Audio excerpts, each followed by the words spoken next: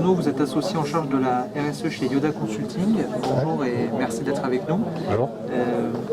Pourquoi est-ce que vous avez décidé de participer aux rencontres de la finance verte et solidaire? Alors parce que le thème, finance verte, les rencontres de la finance verte, on trouvait ça super important d'être présent aujourd'hui sur le territoire pour cette première édition. Car chez Yoda Consulting, c'est un sujet qu'on porte depuis quelques temps maintenant.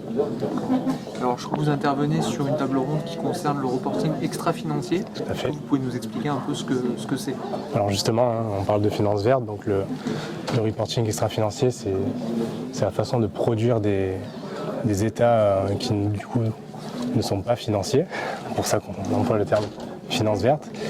Et donc le reporting peut prendre plusieurs formes. Là, à l'heure actuelle, en fin de l'année, on aura la CSRD qui va être instaurée. Donc c'est la directive européenne. C'est la directive européenne. Voilà, donc c'était une évolution en fait dans le cadre réglementaire de reporting extra-financier. Et donc ça va devenir beaucoup plus exigeant. Les seuils vont être abaissés. Donc de plus en plus d'entreprises vont être touchées soit directement ou indirectement par ces normes. Et bien entendu, il va falloir s'y préparer. Et quand on dit reporting extra-financier, ça veut dire ça prend en compte quels critères? Alors les critères sont vastes et ils s'attardent en fait sur les thématiques ESG.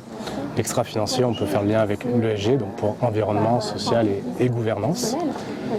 Donc l'idée, c'est donc de ne plus rendre compte que des critères financiers, mais également de critères humains, sociaux, environnementaux, d'éthique des affaires au niveau de la gouvernance, ces choses-là. Et l'importance de ce reporting extra-financier pour une entreprise, c'est quoi? Est-ce qu'elle peut avoir des sanctions, alors aujourd'hui peut-être à plus long terme? Est-ce que ça peut être des blocages pour accéder des fois à des crédits, à des financements?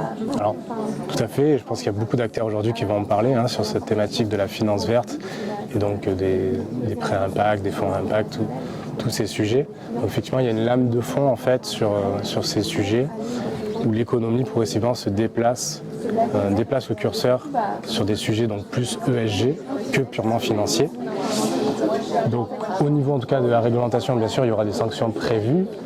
On est pour l'instant plutôt dans une logique d'incitation, donc elles ne sont pas forcément appliquées dans l'immédiat. Il y a quand même une forte logique d'incitation. Mais dans tous les cas, ce qui va se passer, c'est la normalisation de ces sujets va mettre hors champ en fait, les entreprises qui n'opéreront pas cette transition et ne reporteront pas d'informations sur ces thématiques.